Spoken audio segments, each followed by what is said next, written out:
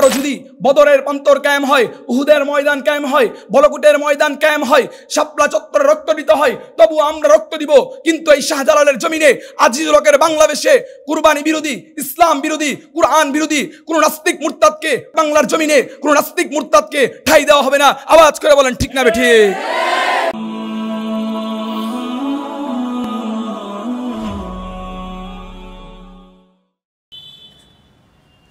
বিশ্বজাহানের অদ্বিতীয় অধিপতি মহান আল্লাহ পাক রব্বুল আলামিনের নিকট হাজারো লাখো কোটি শুকরিয়া আদায় করছি, যিনি আমাকে আপনাকে আজকের এই মহতি মজলিসে উপস্থিত হওয়ার তৌফিক দান করেছেন। আর যারা যারা আমাদের আহ্বানে সাড়া দিয়ে কষ্ট করে দূর দূরান্ত থেকে এখানে উপস্থিত হয়েছেন তাদেরকেও জানাই আন্তরিক মোবারকবাদ। আসসালামু আলাইকুম রহমতুল্লাহ বারাকাতুহু। দর্শক মণ্ডলী, আপনারা জেনে খুশি হবেন যে আজকে আমাদের এই মজলিসের বিচারকের ময়ূর সিংহাসন অলঙ্কৃত করেছেন সারা বাংলার এক চিহ্নিত মুখ, শত শত এতিমের রুহানি রাহবার, অত্র জামিয়ার প্রিন্সিপাল মাওলানা মুফতি আব্দুল কাইয়ুম মোল্লাহ দাওয়াত বারাকাতুহু আলিয়া। আর উপস্থাপনা রয়েছি আমি মোহাম্মদ আবুল ফারাজ সাফি। দর্শক মণ্ডলী, তাহলে আর দেরি নয়, শুরু করা যাক আজকের অনুষ্ঠান। এ পর্যায়ে মঞ্চে আসছেন সারা জাগানো উদীয়মান বক্তা হাফেজ মোহাম্মদ তানভীর আহমেদ। হাফেজ মোহাম্মদ তানভীর আহমেদকে স্টেজে আসার জন্য আমন্ত্রণ জানাচ্ছি।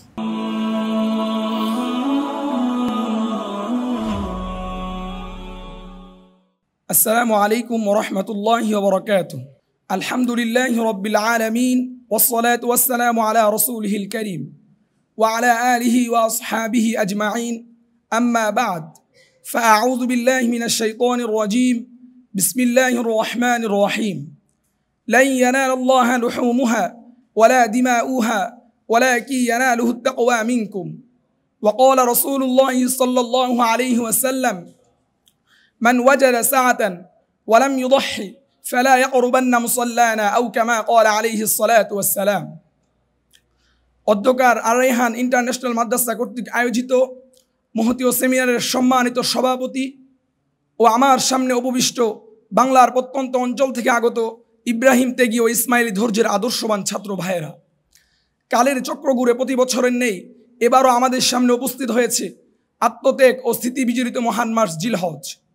কুরবানির বিষয়ে আজ আমাকে বক্তৃতা মনে করিয়ে দেয় আজ থেকে প্রায় ৪২ বছর পূর্বে আরবের উসুর মুরু দুসুর বুকে সাইয়্যিদুনা ইব্রাহিম আলাইহিস সালাম যখন আল্লাহর ইশকে মাতাল হয়ে তার কলিজার টুকরা, আদরের দুলাল, বার্ধক্যের কাঙ্ক্ষিত ফসল সাইয়্যিদুনা ইসমাঈল আলাইহিস সালামকে কুরবানি করার জন্য প্রস্তুত হয়েছিলেন।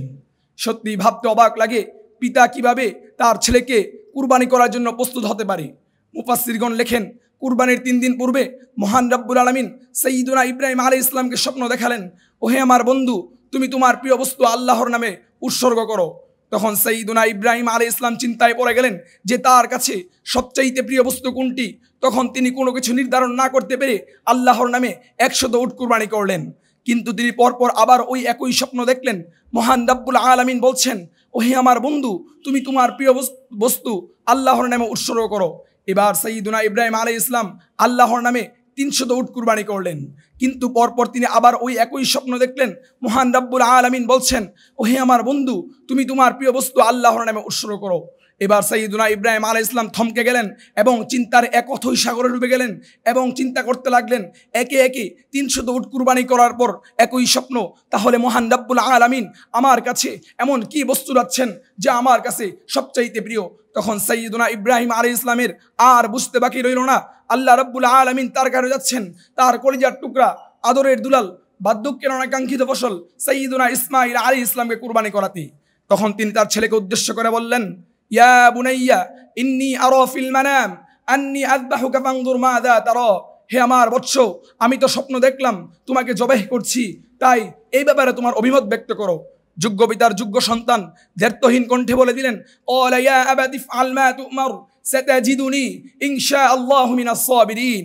হে আমার পিতা, আপনাকে যা আদেশ করা হয়েছে আপনি তাই পালন করুন, অবশ্যই অবশ্যই আপনি আমাকে ধৈর্যশীলদের অন্তর্ভুক্ত পাবেন। তখন সাইয়্যিদুনা ইব্রাহিম আলাইহিস সালাম একটি ধারালো ছুরি নিয়ে তার ছেলেকে কুরবানি করার জন্য প্রস্তুত হয়ে গেলেন। তখন সাইয়্যিদুনা ইব্রাহিম আলাইহিস ইসলাম তার ছেলেকে কুরবানি করার জন্য একটি ধারালো ছুরি নিয়ে প্রস্তুত হয়ে গেলেন।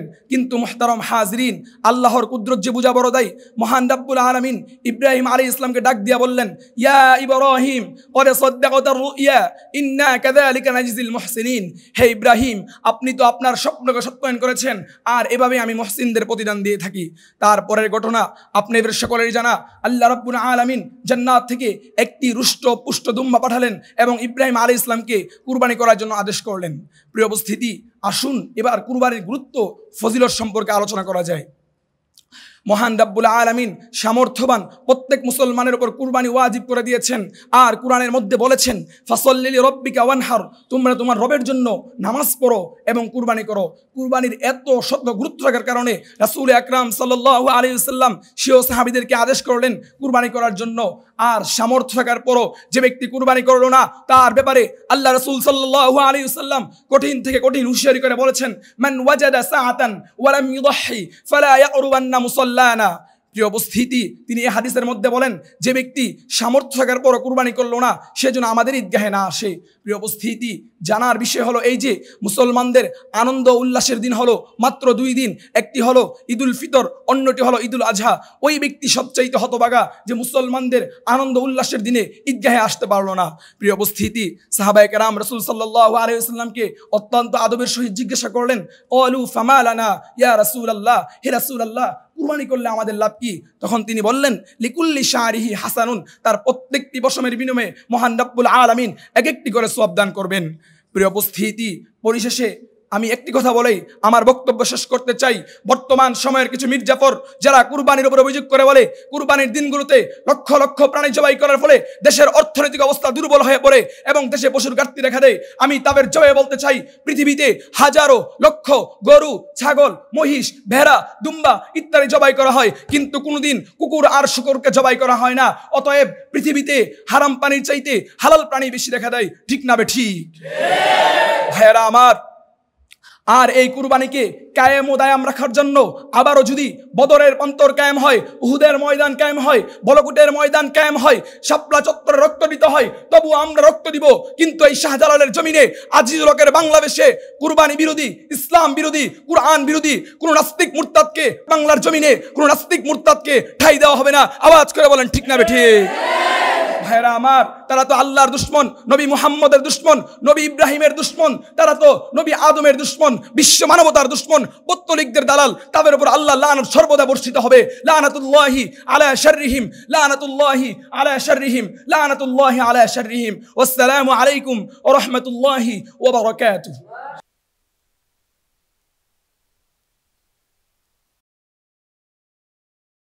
মাশাআল্লাহ, মাশাআল্লাহ, কি মধুর বক্তব্য।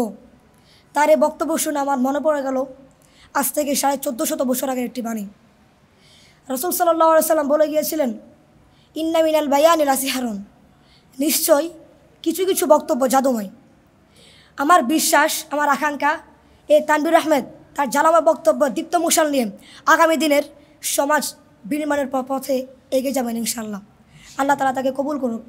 আর রায়হান ইন্টারন্যাশনাল মাদ্রাসা একটি আন্তর্জাতিক কোরআনিক শিক্ষা মিশন।